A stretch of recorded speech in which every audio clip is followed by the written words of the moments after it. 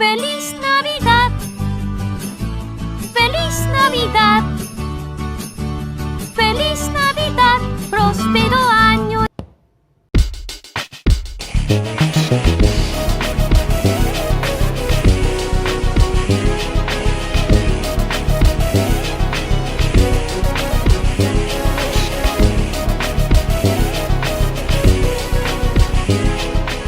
I'll be real, I had no clue of how to open this video up. But yes, today is going to be an artist appreciation day when it comes down to it. And this one, usually, or at least recently, we have done multiple artists and multiple, different artist appreciations because I want to get the most out of these when it comes down to it. Try to shout out, especially the smaller artists, because obviously getting them up and trying to get their success going, or at least get their start going on when it comes down to people knowing who they are, is something I try to do a lot. But for this one, we're just gonna do one. And this one is because I seen them on Twitter basically like 2 days ago, I want to say, and they was kind of going through a rough time of how they feel about their work. And ultimately, as I do artist appreciation for, discovering new people, trying to see what's going on, and honestly just looking at art because I think it's really good, I obviously wanted to do this one because why the heck not?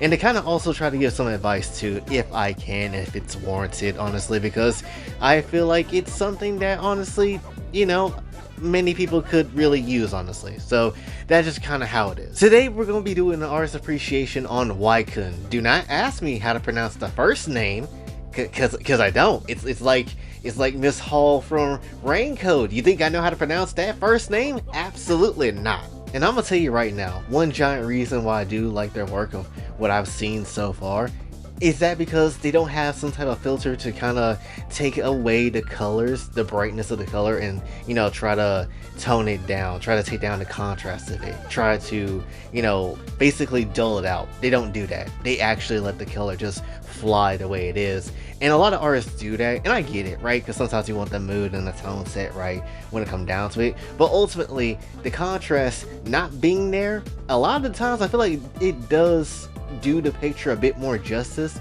instead of trying to just dull the colors out sometimes, right? And not every artist do that, but the ones I have seen, even at top levels at times, I'm like, damn, it would be nice if we just got to see just bright ass colors, no dullness, just let that kind of cook the way it is, and it'll be a fantastic time. And you're gonna get that a lot when it comes down to Geulilykun's work. What really got me, and I believe I've seen their work before, but when it comes down to it, what really got me in terms of what I wanted to really talk about is easily the one of Nefer. No, not that Nefer, although we can blow her back out as well, but this Nefer. Yeah, it does. Again, I had to state this because I feel like a lot of people do not understand. I don't care if you don't have a gender at all, and that's what the show kind of leads you into. If you look like a hot chick, time to clap, boys. Like, that's just genuinely how it is. And dear goodness, the clapping is very good in a lot of these damn images. I'm not gonna sit here and lie. One thing I will definitely say about their work overall, like if you are familiar with Parallel Paradise and how much of a absolute wet Niagara Falls the images of that manga is, that's essentially what you're getting here, except you're seeing every bit of detail of inserting into holes and all that sort of nonsense. That is essentially what you're getting, and it looks dang good, honestly. Can I be real? Like, it's so damn good that even Code Benny, a character I don't even care too much about, even looks kinda good when it comes down to it. Like, if you don't give me your ass, you damn office worker, like that's genuinely how I feel now. Another thing to kind of really add, now at least to me, when it comes down to it, it's like their work of what they draw is super busy. Like, there's so much stuff that is on screen, because it's like obviously the clapping that's going on right in the middle, then you got all the crazy water effects, then you got basically all the fertilization on screen that's also kind of being there as well in many different details. And while it is busy, and while it does have a lot of stuff that's going on, it's never to a point where it feels like it's too much, or it's an overload of so much stuff that's on screen when it comes down to it. Like, it still looks good, like it still looks manageable, like you can still tell what the hell is going on, and you can focus on many different areas while never really getting tired, right? Also, a lot of the Nintendo ones are very damn good too. The only problem with that, at least on Twitter, is that they want to be on some BS copyright stuff. Are we surprised? Of course we ain't. This is Nintendo. They're overly sensitive, like an actual woman that's about to be on some crazy timing with a whole ass bee that goes into vibration mode, and then they just start going everywhere with a lot of wetness and all that sort of stuff that hits their favorite fabric, and then they're pissed so they take it out on somebody else. That is essentially how Nintendo usually is, so I'm not surprised. But even when it comes down to it, the work is still very good. Rosalina's still looking mad fine. This is how the Mario Galaxy movie should have been. This is how Rosaline should honestly look when it comes down to it. We even got some ZZZ in here, which honestly, okay, I see the magic. The Ethereals are going ham on Grace. My goodness, woman, you are basically just on the same type of time Lucia is probably on, honestly. So it's a bit of a monster fest out here. I understand that junk is ruined for everybody else to use, but the Ethereals are going to keep using it anyway. If it's beyond a cavern, it's going to be the Grand Canyon out here, but they'll still find a way, and I see how it is. Easily one of my favorite ones of what they have drawn though is of this one of Makima. So I really like how it is, the posing of her, the actual, you know, like clean coloring, the absolute niceness of how she just looks, honestly. Again, Makima is the last person you want to really run into in this high-key a terrifying character if it were to really come down to a real-life situation. But also, at the same time, if you're gonna body me, let me hit it up. Let me go ahead and clap the wound for 5 seconds so I can at least leave something behind when it comes down to it, right? I feel bad for what the child's gonna go through, but hey, your boy had to clap one time before I had to go. That's just how it is. Overall, when it comes down to a lot of the work, it's just really good. The sketched lines when it comes down to it, which honestly is something I'm starting to do as well when it comes down to it, if y'all seen that symphony picture I did. But when it comes down to it though, it's just also really nice to kind of see. It kind of reminds me of Skullgirls a little bit, how they have like that little, you know, sketched out sort of hand-drawn style of their work. That's kind of what it reminds me of, if I'm gonna be honest. Overall, it's genuinely some really good work, honestly. Which also brings me to the second point of why I wanted to talk about this artist in general. Which, I have things I want to say about this. While I'm not necessarily a giant artist my dang self, I do have this channel. It's basically somewhat sort of the way of how I can kind of compare the two, right? Because obviously, when it comes down to making anything new, people are not going to necessarily know what the hell this is. They're not going to necessarily know what the hell this is for, and basically probably steer clear of it and not give it a chance.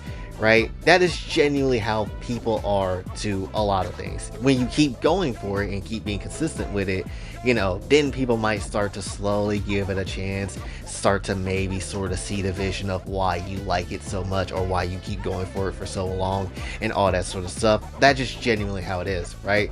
Like, for example, Genshin videos. Like, a lot of the time I used to do Genshin videos in the past and then they would never really do good. Even though I loved the game and I wanted to always talk about it, I would stop myself from doing so because the viewership was never really there.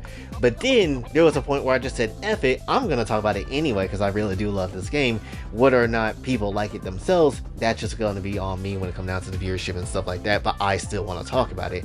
And as time kind of gone on, while it's not at the best place of content, it does do kind of well sometimes. So to keep it very much a stack, again, always, if you really feel passionate about wanting to chase after, you know, a certain thing that you want to do and all that sort of stuff, then, you know, you can very much go ahead and do it. You might be surprised about who might come through and see it and be like, yeah, that's some peak work right there, honestly. I'm very much here for it, right? And even some of your OG people that might mess with you heavy is like, yeah, we'll very much be here and support this. It might not be something I care about, but, you know, this is still really damn good. Honestly, I want to see more.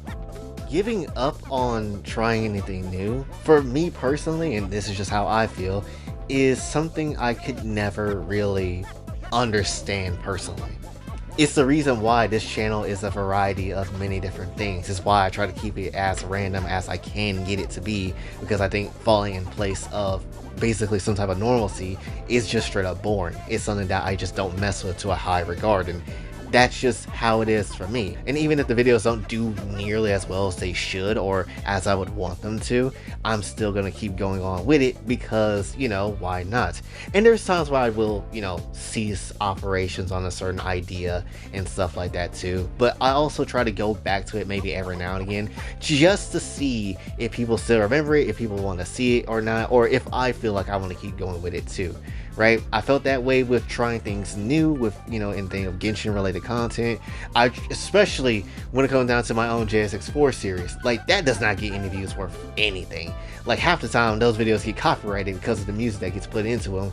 But I want to make the best product of a story that I can. And I do that solely for me when it comes down to it, because I wanted to see, can I write a really good story? Can I do this for myself? And that's just how it is. If other people come along the ride, then, you know, that's good, that's a bonus. But I'm mainly writing this story for myself to see whether or not I can actually put something together that is good, that makes sense, and all that sort of jazz. And that's just how it is. And the people that come along for the ride, it's fun, honestly. One person in particular, I ain't gonna call them out or, you know, bring them out because I don't know if they want that attention or not. But one person in particular is super down for this series. They're super down for knowing what's happening next in the story, what's going to happen and all that sort of stuff. And it makes me happy knowing that it's actually pleasing somebody to watch that when I get the chance to actually put that stuff together and, you know, do what I do for that show. Honestly, it's again one of my favorite real deal video series I've done on this channel, and it's just great all the time, right? So obviously, if I never tried anything new, and if I were to just, you know, still continue to do news content hard and do rant content hard and do all that sort of stuff and never really try out anything new, then we wouldn't be having the community that we would have, honestly. We wouldn't have the ideas and the levels of baseness that we would have, honestly. And then this goes back to leading into this whole entire artist appreciation series of what we're doing here. Obviously, bring up new artists that maybe needs their foot in the door, at least to get the first steps going. That's what this is too. But also at the same time, is to find unique art styles, people that are just very good at what they can do, and then also give them a spotlight as well. Plus, with this series as well, I do want to just showcase as many different talents that really can be showcased as I can show as possible, because there's just a lot of good work that is out there. You, my friend, do very good work as well. You might call it low tier for yourself, but for me and for a lot of other people, this is really good. Bitch, I wish I could draw that good, right? That's just how it is for me. You have even like artists that to follow you and stuff, which I can't even get their damn attention half the damn time, and that's just really good on you, right? You got plenty of different people that follows you and likes the things that you honestly do and think you really good for it, which is just true. It is just how they feel, and honestly, you know, that's just how it is. You shouldn't really, at least you shouldn't really look always depending on the data and the numbers too much. Just kind of do what you want to do, and the numbers and data is there for you to kind of see, all right, this is what people like and stuff like that too. But don't let that have a chokehold on your creativity and stifle that, I would say, right? Try to like do what you really want to do, and then also at the same time, you know, if you want to look at the numbers and do the stuff for the people, do the stuff for the people. You did it for the Rock, you did it like Rikishi, and that's just how it is, right? So you don't need to, I don't feel like you need to just bog yourself down for just trying to look at the data and numbers. Always, you know, you can look at that again, but always try to do stuff for yourself too, because you're the artist at the end of the day. You're the person that's drawing all these masterful works, and at the end of the day, if you want to draw something crazy and abstract and wild, then go ahead and do it.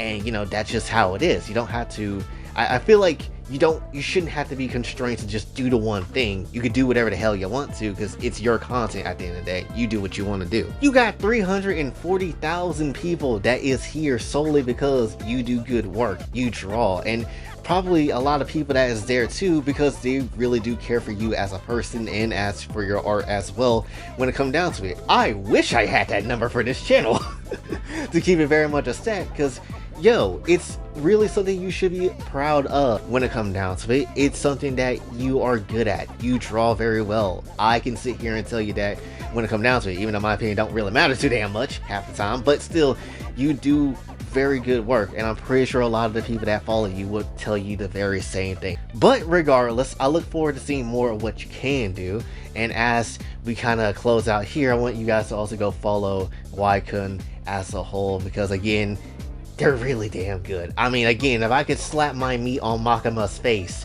I would very much love to do that, but that's just genuinely how it is, because again, the style is just really damn good. But that's really all I got to say for this one, so hopefully you did enjoy. If you did, be sure to like, share, subscribe, hit the bell notification on your way out.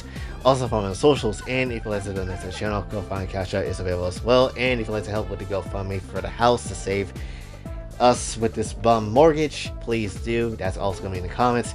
And until then, it's me, Boy J, signing off. Have a blessed day.